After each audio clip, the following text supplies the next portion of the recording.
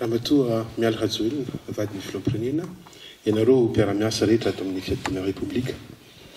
Andriamatoa filohan'ny federasiona malagasy ny rugby ianareo mpanazatra sy mpiara-miasa amin'ny filohan'ny federasiona ary indrindra ianareo mpilalao makivavy tompoklasy tompokivavy.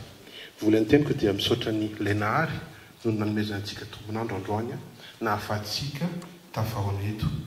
Ampifaliana no arabainay ianao Ramatoa miala rajoelina fisaorana lehibe natolotra ianao amin'ny nanokananao fotoana andraisana an'ireto mahery fom-pirenentsika reto ka nampidiranao izany tao anatin'ny fandaharam-potoanao. Mankasitraka tompoko. Ianao raha teo moa dia renim-piay an'ireto ekipam-pirenena makivavy reto ary nijery manokana momba azy ireo hatramin'izay ka hatramin'izao. Ny fototra-panjakana izay tariana Andriamatoa filoam-pirenena Hajaina Andry Rajoelina no nametaka ny fanatanjahantena ho anisan'ny laharam-pahamenana izay noporofiny tamin'ny fanaovana foto-drafitrasa ara-panatanjahantena miparitaka manerana ny nosy ary nametraka ny amin'ny alalan'ny fanatanjahantena izy no anandratana ny ambom-pirenena izay tanterana amin'ny alalan'ny fandraisana Madagasikara anjara amin'ny fampiatranotsika sy ny fikarakarana fananana ara-panatanjahantena iraisany pirenena isan-karazany ireny. Ankehitriny dia tafiditra ho anisan'ny firenena hiatrika ny amboara eran-tany ny rugby izay atao any Dubai manomboka ny 7 septambra ho avy izao ka hatramin'ny 1 oktobra ny vehivavy mpanao rugby eto Madagasikara amin'ny tournoi W15-3. Mais alohan'izay dia anatanteraka match amical izy ireo anainga androany hariva fa 17 septambra hiazo any Kenya any zany nanaovany match amical fanazarantena. Dia rehefa avy nanao ireo groupement izy ireo teto Antananarivo iny volana lasa teo iny ny volana Jolay sy ny volana Août. Tsy tonga ho azy nefa izany fahazoana izany qualification hiatrika ny amboara eran-tany zany satria tsy misy ny fahagagana amin'ny tontolon'ny fanatanjahantena fa vokatry ny hiezaka lehibe avy amin'ireo mpilalao-tsika mahery fotsika ary izay koa dia vokatry ny fanoanana ataon'ny fitondram-panjakana izay tariny Andriamatoa filohan'ny repoblika. Ramatoa miala rajoelina tompoklasy tompokivavy amintsika malagasy ny tsodrano dia zava-mahery izay ihany no ambety teny ireo taolontsika noho izany indrindra ijoroanay manoloana anao eto Ramatoa première dame satria anainga androany zany ireo mahery fotsika ireo ekipam-pirenentsika ireo. Eto am-pamaranana dia raha ny tany an-trano isika dia ny farahetsiketsiska dia ny hidi-trano fa eto kosa ny farahetsiketsiska dia ny fisaorana koa atolotra anao ny fisaorana ho mba hampiraritsoa satria hery lehibe ho an'ireto mahery fom-pirenentsika reto izao fandraisanao anazy zao ary manam-pirofo fa tsy hirery ireo mahery fo mpirenentsika reto. Hiatrika an'izany lalao goavana izany mba hiarovana ny voninay pirenena ary manome toky fa ny mpanao fanatanjahantena dia miezaka ary hiezaka hatrany hanao izay azo atao rehetra miaraka amin'ny hanandratana ny voninay pirenena. Voalohany indrindra aloha dia mamerina ny fiarahabananao Ramatoa vadiny filoham-pirenena miala rajoelina.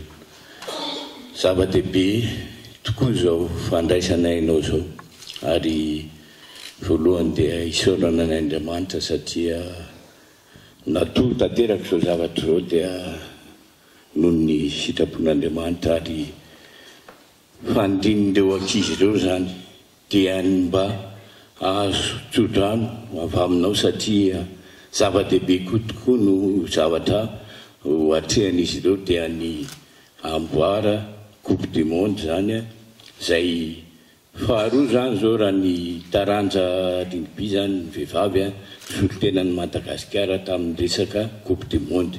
Ity moa tamin'ny voalohany dia A7 fa tia A15 ary tena zay no anisan'ny tena hoe nahafinaritra ary tena velom-panantenana ny ankizy mampiakatra ny moralany ankizy ny nandraisanao ndreo ankizy ireo metsodrano azy ianao ary tondravo ny voninahim-pirenena solon-tena ny Madagasikara sy Afrika izy amin'izany Coupe du Monde zany. Tsy lava teny akony fa dia mbola mamerina ny fisaorana ihany koa zany an'Andriamatoa filoha zay nanaiky ihany koa zany a ny andray ato amin'ity lapa-panjakany ity ary misaotra an'Andriamatoa Ministra tamin'ny fikarakarana rehetrarehetra amin'izao fandehanana izao. Mihitsy manantena fa hitondra vokatra tsara ho atsika ary hitondra ny voninahim-pirenena amin'ny toerana avo dia avo ireo mpilalao-tsika reto. Mankasitraka tompoko. Andriamatoa Ministry ny Tanora sy ny Fanatanjahantena, Andriamatoa Filohan'ny Federasiona, ianareo vehivavy atleta namako, ianareo rehetra izay manatrika etono. Ampifaliana lehibe no andraisako anareo atleta vehivavy izay sangany amin'ny taranja rugby vehivavy.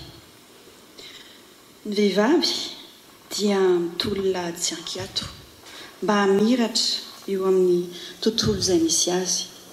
Ary ny fanatanjahantena dia sehatra iray ahafahantsika vehivavy manandratra ny talentantsika.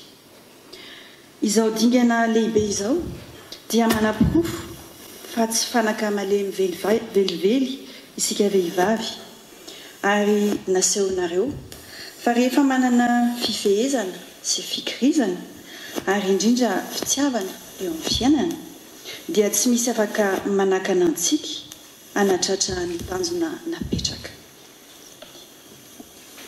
Manohana anareo aho ary mahatoky mino anareo aho fa ilay firehetam-po ao anatinareo dia hitondra avo ny voninahitry Madagasikara amin'ny fiadinany amboara iran-tany amin'ny taranja rugby izay atrehanareo any Dubai atoato.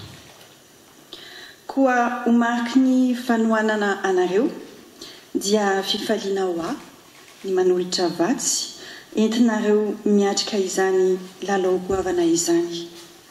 Mirahary fahombiazana tanteraka ho anareo tsirairay avy ny tenako ary nitsotrano anareo mba ho tafita soamatsara, ho tsara mandroso ary ho tsara miverina.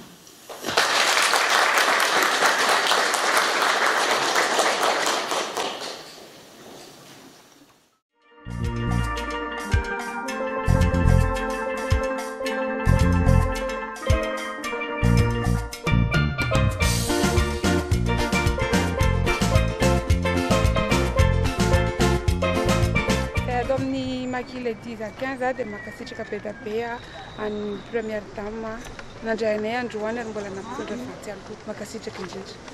Makasitraka tokoa. Makasitraka tokoa. Merci.